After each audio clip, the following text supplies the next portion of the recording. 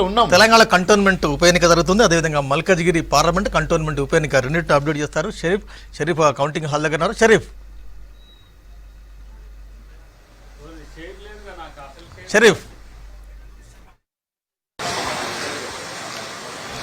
Venkat, cantonment by election కి సంబంధించి కాంగ్రెస్ అభ్యర్థి గెలుపు దాదాపు ఖరారైంది. కొద్దిసేపటి క్రితమే కౌంటింగ్ సెంటర్ సికింద్రాబాద్ వెస్లీ కాలేజ్లో ఉన్నటువంటి కౌంటింగ్ సెంటర్ నుంచి అభ్యర్థి శ్రీ గణేష్ బయటికి వచ్చి మీడియాతో ఆయన మాట్లాడారు. స్పష్టమైన మెజార్టీ కనబరుస్తున్నటువంటి అంశాన్ని కూడా చెప్పారు.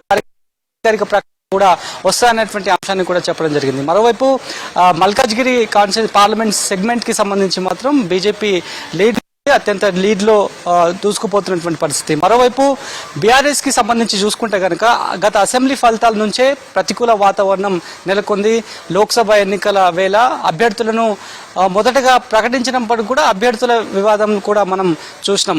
ప్రస్తుతానికైతే దాదాపు 9.5 సంవత్సరాల పాటు అధికారంలో ఉండే 9 సంవత్సరాల పాటు ఆ తర్వాత అధికారం కోల్పోయిన తర్వాత ప్రతిపక్ష హోదాలో మొదటిసారిగా లోక్సభ ఎన్నికల్లో బరిలో ఉన్నారు, పట్టభద్రుల ఎన్నికల్లో బరిలో ఉన్నారు, బై ఎలక్షన్ కి సంబంధించినటువంటి బరిలో ఉన్నారు. కానీ అనూహ్యంగా ఏ ఒక్క రౌండ్లో కూడా స్పష్టమైనటువంటి మెజారిటీ మాత్రం బీఆర్ఎస్ పార్టీ నుంచి బీఆర్ఎస్ అభ్యర్థి ఏ ఒక్క రౌండ్లో కూడా ముందుకు రానటువంటి పరిస్థితి. మరికొన్ని ప్లేసెస్లో డిపాజిట్లు కూడా గల్లంతైనటువంటి సిచ్యువేషన్.